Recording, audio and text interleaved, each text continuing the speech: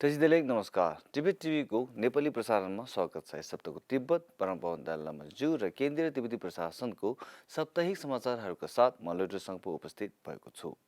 सुरु गरौँ यस हप्ताका प्रमुख समाचारहरू संक्षेपमा। परमपवन ज्यूद्वारा करुणा नेतृत्व शिखर सम्मेलनमा सहभागिता। तिब्बत नीति संस्थानले चौथो युवा भारतीय अनुसन्धान विद्वान सम्मेलनको आयोजना।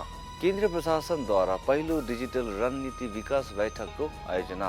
अमेरिकाका तिब्बतीहरूले तिब्बत जागरुकता भ्रमण र कार्यक्रमहरूको सञ्चालन। अब समाचार विस्तारमा।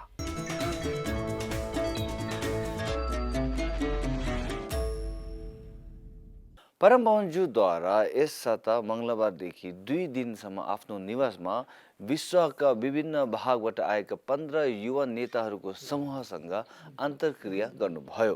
परमपवन ज्यूले मानवताको एकता, धर्मनिरपेक्षता र परोपकारको महत्त्वले जोड दिँदै मानिसहरू मिलेर बस्नुपर्दछ र यसमा युवाहरूको महत्त्वपूर्ण भूमिका छ भन्नुभयो। Now we have to think, we all human brothers, sisters. We have to live on this planet together. So I firmly believe now we really need concept oneness of 7 to 8 billion human beings. We are the same. We are actually human brothers, sisters. मनोविज्ञान र मनोचिकित्सकका professor Richard डेभिसनले शिखर सम्मेलनको सञ्चालन गर्नुभयो। करुणा शिखर सम्मेलन तारा र Dane ग्याम्बोलले सह-आयोजित गरेका हुन्, जसले भिडियो लिङ्क मार्फत परमपवन ज्यूसँग छोटो अन्तर्क्रिया गरेका थिए।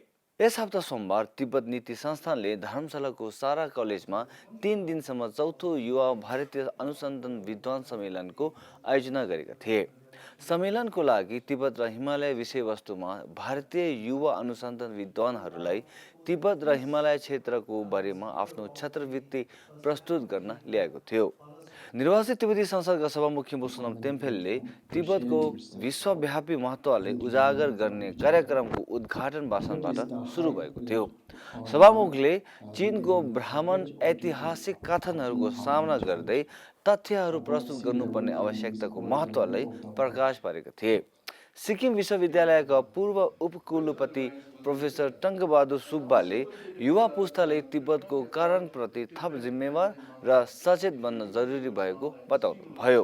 सम्मेलनमा 35 जना विद्वानले राज्य र सुरक्षा, तिब्बत र पश्चिमी हिमाचल बीचको सम्बन्ध, पूर्वी हिमालयमा बुद्ध धर्म र संस्कृति, तिब्बती स्वतन्त्रता आन्दोलन, ट्रान्स हिमालयन परिस्थितिको विकास, जलवायु परिवर्तन, व्यापार लगायत विभिन्न विषयमा आफ्नो धारणा राखेका थिए। केन्द्रीय तिब्बती प्रशासनले बिहिबार आफ्नो पहिलो डिजिटल रणनीति विकास बैठकको आयोजना गरेको थियो। सिजोङ पेम्बा छिरिङले केन्द्रीय तिब्बती प्रशासनको डिजिटल संरचना र कार्यप्रणालीका लागि दिगो भविष्यको विकासमा युवा तिब्बती कम्प्युटर व्यवसायीहरूलाई समावेश गर्ने काशाको विचार साझा गर्नुभयो। 2 दिने बैठकमा केन्द्रीय तिब्बती प्रशासनको आईटी पूर्वाधार र सुरक्षा, आईटी नीति र दिशानिर्देश र ई-गभर्नेन्सको प्रस्तुत गरेका थिए। बैठकमा सीटीएका विभागहरूको पर्यवेक्षकहरू बाहेक कम्प्युटर र सूचना प्रविधि फर्महरू र एकाडेमिकका धेरै पेशेवरहरूको उपस्थिति थियो। यस हप्ता बुधबार सिजोङ पेम्बा छिरिङले दिल्ली स्कुल अफ जर्नलिज्मका इच्छुक पत्रकारहरूको समूहले सम्बोधन गरे, जो केन्द्रीय तिब्बती प्रशासनको शैक्षिक भ्रमणमा आएका थिए। भ्रमणमा आएका विद्यार्थीहरूलाई तिब्बतको राजनीतिक यथास्थिति, इन्डो टिबेट सम्बन्धको स्थापना, तिब्बतमा बुद्ध धर्मको आगमन र तिब्बतबाट निस्कने नदीहरू बाँडफाँड गर्ने देशहरूमा तिब्बतको जलवायु सङ्कटको प्रभावका बारेमा प्रकाश पारिएको थियो। यस हप्ता अमेरिकामा तिब्बतीहरूद्वारा परमपवन दलाईलामा ज्यूलाई अमेरिकी कङ्ग्रेसनल स्वर्ण पदक प्रदान गरेको वार्षिक उत्सव मनाएर तिब्बतको बारेमा चेतना जगाउन सक्रिय रूपमा सहभागी भएको थियो।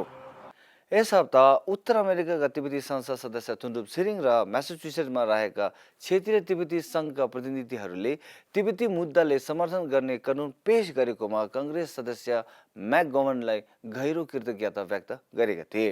गत हप्ता बिहिबारदेखि 3 दिनसम्म आयोजित 2022 इन्डियानापोलिस अन्तर्राष्ट्रिय महोत्सवमा तिब्बती र गैर तिब्बती स्वयंसेवकहरूको समूहले तिब्बतको प्रतिनिधित्व गरेका थिए।